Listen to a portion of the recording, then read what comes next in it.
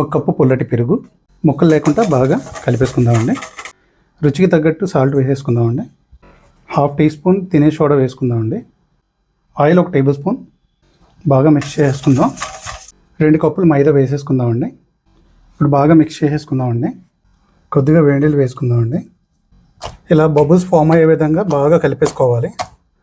1 table spoon జీరా, అల్లం 1/4 cup, 1 table spoon కరివేపాకు, 1 table spoon పచ్చిమిర్చి. ఇప్పుడు వీటన్నిటిని బాగా కలిపేసుకుందామండి. ఇలా బాగా కలిపేసుకున్నాక ఒక 1 to 2 అవర్స్ పాటు మనం రెస్ట్లో ఉంచేస్తే బొండాలు అన్నవి చాలా ఫ్లఫీగా వస్తాయండి. ఆయిల్ వేసేసుకుందామండి. చూసారు కదండి, చాలా బాగా వచ్చేసింది. చూసారా, చాలా బాగా వచ్చాయి.